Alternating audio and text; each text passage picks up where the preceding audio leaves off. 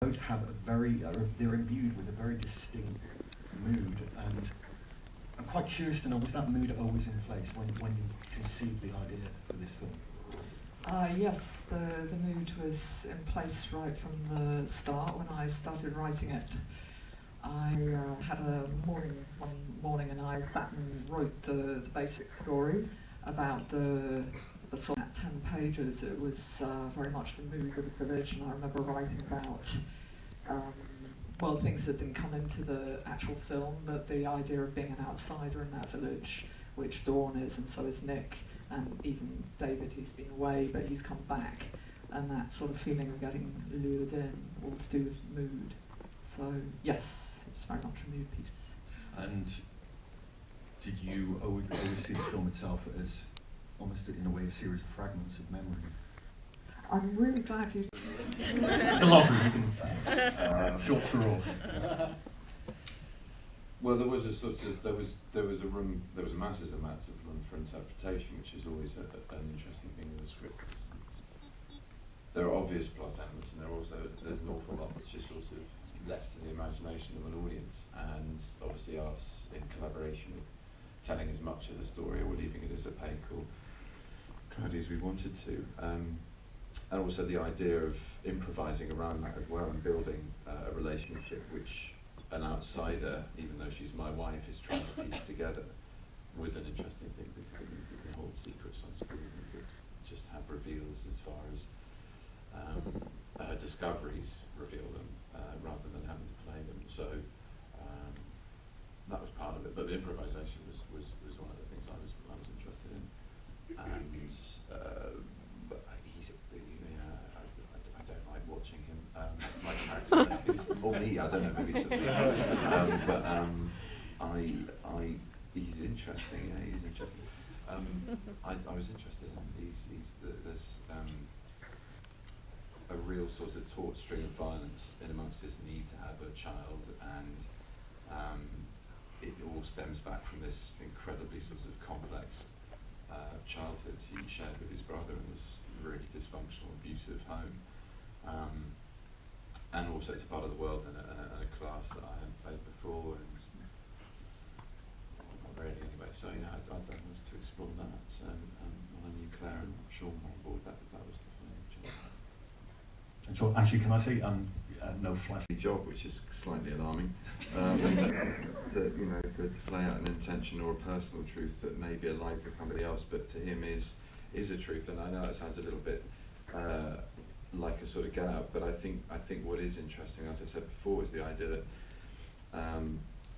what isn't revealed. You work in isolation. You don't necessarily have to tell the other actor what it is that you're actually holding back or lying about, because that's the whole point. It's about her discovery of it and where her trusts and allegiances lie. We've all lied to each other by the end. I mean, it's a horrible, horrible mess. And I think the bond is stronger because of that loss of innocence, because of it not being a clean slate, because of there being shared shared lies, a shared tapestry of lies. That the only thing that can possibly be salvaged in it is the idea that they can love this child, which I think very clearly you recognise as not being his, obviously, and pretty clearly recognises as being his, and make something of that for the love that they still have for each other, or the care that they still have for each other.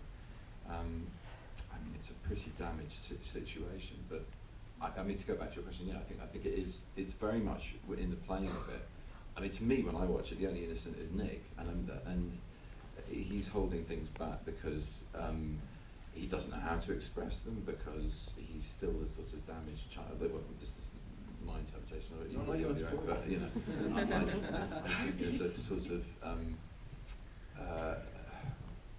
there's a reason why he doesn't lie, which is not self-serving.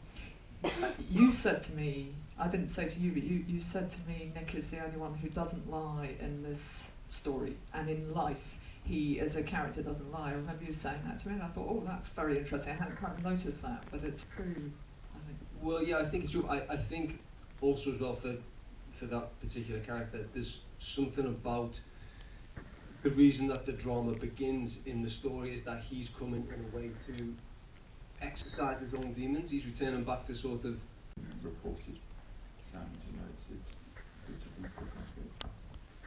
Any question? We've got some microphones, I think. Let's take someone down the front first of all. They kept on saying to me, you really need to do a comedy.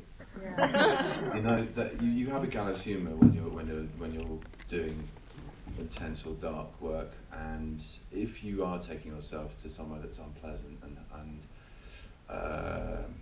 that brings up stuff or makes some kind of residual effect on who you are, then, I mean, Sean's right, there is a part, you do compartmentalise, you do remove yourself with the safety net of it being a work environment, so it's like role playing in your work. It's the idea that you can safely discuss things or maybe examine incredibly personal, hard and painful issues through a medium of play. And that's not to say that you don't in some way get damaged by what you do. I think all of us need a bit of a MOT every now and again. Actors, I mean, and well, all of us actually, yeah, everybody needs an MOT every now and again. I think, you know, we can often bury things or compartmentalise too much and shut that off and never deal with it. But I mean, I completely agree with what Sean's saying. You know, you try to give a veracity and a truth to what you're doing, and often that informs you, and often you inform it.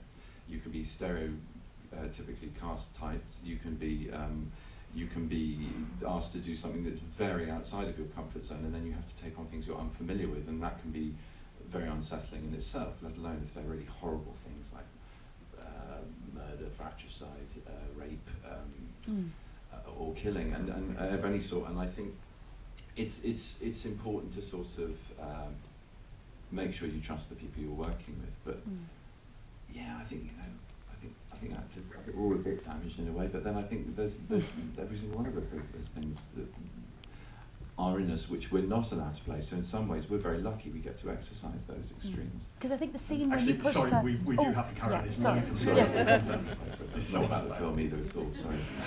Hi, this is a question for Benedict. But I was going to ask, you've done so many productions this year. What do you prefer, screens, TV or theatre? I don't have a choice, is the very short answer to that question. I don't have a choice. I don't have a choice, I do what I'm told. It probably is more true, I know. Exactly. Yeah, you are always asked that question, aren't you? As if you do have the ultimate choice. Now, I enjoy all of them. I enjoy radio as well, I enjoy book reads, I enjoy... well, I even dallied with presenting Have I Got News for You? So, you know, I've had like, as long as it's varied, I enjoy it. And the reason I gravitated towards this is because I hadn't done a film that was collaborative on a level that this is.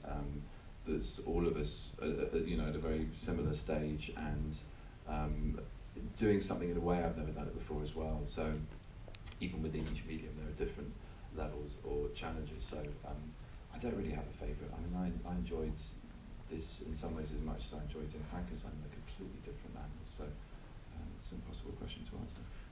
There's someone there, and then we've got... But how do you work on David to make him so ambiguous, enigmatic?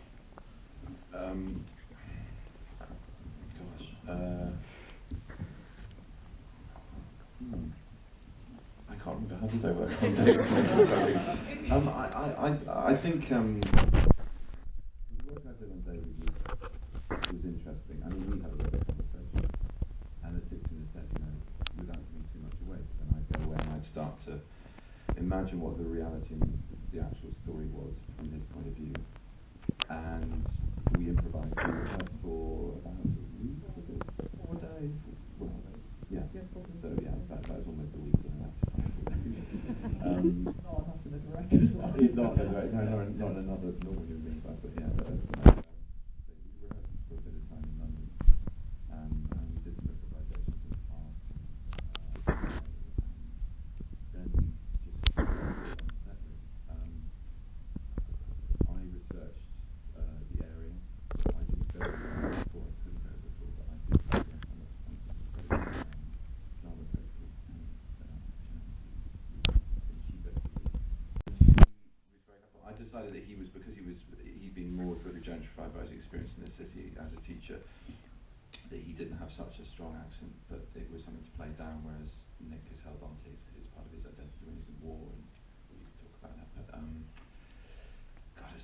chose I to think- remember the I think process, there- but, There was one thing that was very clear, which is that he loves Dawn. I think that was very important. I think a conversation did happen about the fact that they love each other. but the ambiguity, I mean, it was. Yeah. What, Well, in a way, I think that does help the ambiguity. If you know you love her, but there's all this stuff in the story that Yeah. you are having to play, but you love her as well, Yeah. then that makes it ambiguous. And then the other thing is, I gave you, I don't know whether you read it, I gave you a book called Shot in the Heart, Oh, yeah. which I think is a fantastically interesting book Yeah. about, that specifically for his situation, about two brothers. Yeah. And It was a story about, well, not a story, it's a real life, It's a real life story about a brother who killed his family, told by the other brother, wasn't it? Is that right? Yeah. Yes, Yes. pretty much, very Yes. basically. So it was the idea of what contained a shared secret would be of that kind of proportion, and therefore you could sort of make a building block. Well, it helped me to make a building block with what actually happened with my parents, and how much I was protecting him, how much I was controlling him. Yeah, and then it is, you're right, because of the love, the obstacle is how much you can actually then tell the person you love, how much you can't, because you want to protect them from the full truth of it for fear of losing them. So that's absolutely right, that the element of love for Dawn was very important. And then, you know, an awful lot is handed over and trusted to a director to deal with ambiguities, because, you know, it's about how explicit you make it, how heavy-handed you are with playing any moment, or how readable it is, and if it's a frustration or a containment or an anger, that can be played out in many different ways. So then that's really about, you know, Dictina coming in and directing me and choosing a take that And it's matches also the story. ambiguity of all of them is also in the edit, because we actually took out a lot of the more explicit moments. I think if we've got time, 2 quick questions. If they're very quick, on the end, yes, there, and then this gentleman down here. Hi, a prosaic question, but what was the budget and how did you fund the film?